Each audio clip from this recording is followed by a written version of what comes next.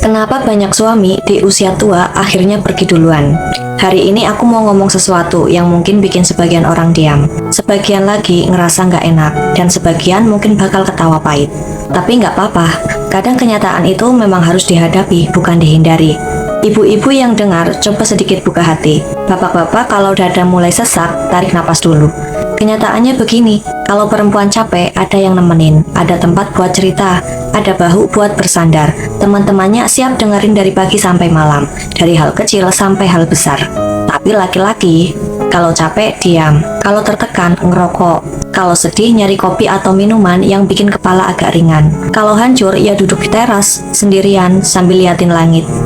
Dan anehnya, dunia dari dulu selalu ngajarin laki-laki cara mencintai perempuan.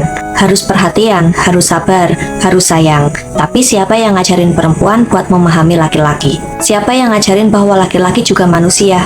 Jawabannya hampir nggak ada. Setiap orang bilang ke laki-laki, kamu harus kuat, kamu harus sukses, kamu harus tahan banting, kamu harus jadi sandaran. Tapi jarang banget ada yang nanya, kamu sendiri siapa yang nyandarin? Kamu capek nggak? Kamu sedih nggak? Kamu aman nggak? Hampir nggak ada. Dan lucunya, dunia penuh dengan hari-hari spesial buat perempuan. Ada hari ibu, hari perempuan, hari ulang tahun, hari kejutan kecil, hari romantis.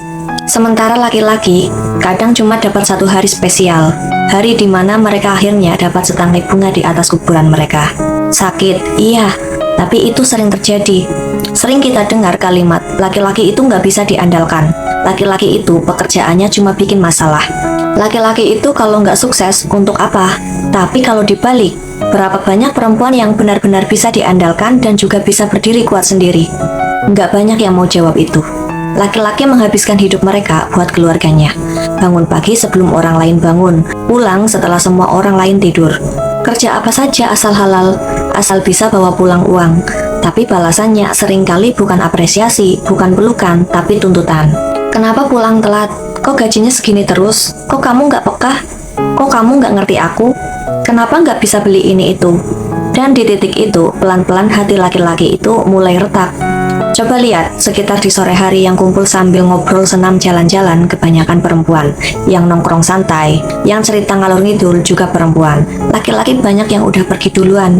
Pergi karena tekanan, pergi karena capek, pergi karena nggak punya tempat buat pulang secara batin. Pergi dalam keadaan nggak pernah dengar kata kamu udah cukup.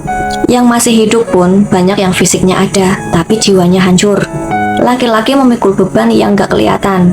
Harus cari uang, harus mikirin masa depan anak. Harus ngurus tanggung jawab besar, harus bayar cicilan yang gak kelar-kelar, harus tahan omongan orang, harus kelihatan kuat walau sebenarnya rapuh, dan kalau mereka jatuh sedikit aja langsung dibilang lemah, gak becus, gak bertanggung jawab, padahal mereka juga manusia, sama-sama bisa capek, takut, dan kesepian. Yang paling nyakitin adalah ketika laki-laki pulang dalam keadaan letih, tapi bukannya disambut, malah dibebani. Padahal laki-laki itu sederhana, nggak minta apa-apa, hanya ingin pulang melihat wajah pasangan yang ramah, makanan hangat, dan kalimat yang sangat sederhana. Aku ngerti kamu capek, terima kasih udah berjuang. Itu aja udah cukup untuk menghidupkan lagi hati mereka yang hampir mati. Tapi realitanya jarang ada yang melakukan itu. Kalau kita perhatikan, kenapa banyak laki-laki di usia 40, 50 mulai pendiam? Karena mereka mulai sadar sesuatu yang pahit. Mereka selalu dibutuhkan, tapi jarang ada yang peduli apakah mereka kuat atau enggak. Mereka harus jadi tempat bersandar, tapi mereka sendiri nggak punya tempat buat bersandar. Mereka harus dengerin semua keluhan, tapi keluhan mereka nggak punya rumah. Itulah kenapa malam-malam laki-laki sering duduk sendirian, merenung, menyelipkan semua sakit ke dalam diam, lalu keesokan harinya bangun lagi. Seolah nggak ada apa-apa. Laki-laki bukan cepat tua karena kerja, bukan karena panas, bukan karena lembur, bukan karena beratnya pekerjaan. Mereka cepat tua karena merasa sendirian, merasa tidak dihargai, merasa gagal padahal sudah berjuang, merasa tidak berhak lemah, merasa tidak punya tempat pulang. Dan kalau itu berlangsung lama, itulah yang membuat banyak laki-laki pergi lebih dulu. Untuk para perempuan, kalau kalian punya laki-laki yang masih pulang, masih berusaha, masih bertahan walau capeknya nggak kelihatan, tolong hargai. Dia punya dunia berat yang tidak pernah dia ceritakan. Dan untuk para laki-laki yang dengar ini, yang lagi nahan semuanya sendirian, yang lagi berjuang tapi jarang dipahami, saya hormat pada kalian.